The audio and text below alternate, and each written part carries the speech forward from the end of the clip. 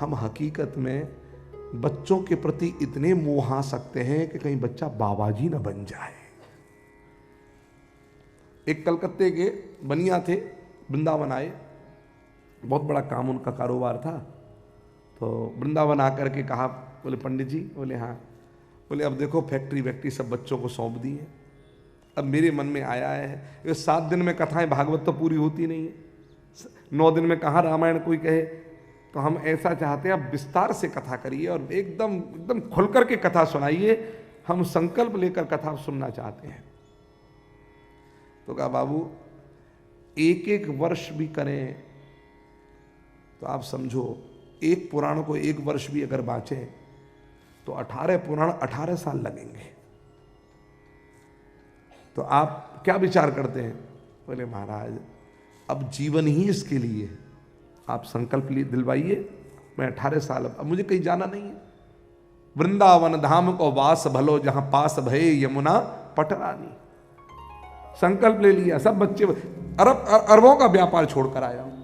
ठीक, अब संकल्प ले, 1 साल 2 साल 3 साल 17 साल बीते। कितने बीते? 17 साल। और कथा सुनते रोते। 18वां साल भागवत, अब क्या है, कोई पुराण खत्म हो तो 2 दिन का गैप कर देते थे, फिर दो दिन के बाद में कथा शुरू, मुहूर्त देख करके, शुभ मुहूर्त देख करके। 17 पुराण पूरे हो गए, अब भागवत का मुहूर्त निकाला गया। वहां से चिट्ठी आई, मुनीम लेकर के आया कलकत्ते से। मुनीम को देखा, सेठ ने कहा भैया कैसे? बोले बाबूजी आपको कलकत्ता चलना पड़ेगा। बोले क्या हो गया? बोले इनकम टैक्स की रेड पड़ गई है, पुराने कागज आपके दस्तखत के मिले हैं, आपको जाना पड़ेगा। अच्छा हाँ पंडित जी अब कैसे करें? तो कहा संकल्प तो 18 साल का है, भागवत छूट जाएगी। बोले कोई बात नहीं, काम आपका है ना, आप चले जाइए, बेटे को भेज दीजिए। आत्मा वही जायते पुत्र, पिता की आत्मा पुत्र होता है तो पुत्र सुन लेगा, संकल्प पूरा रहेगा, आपका अधूरा नहीं रहेगा। बोले पंडित जी मुझे डर लग रहा है। बोले किस बात का? बोले बेटा कथा सुनने आया और कहीं बाबा जी बन गया, वैराग्य उमड़ गया तो।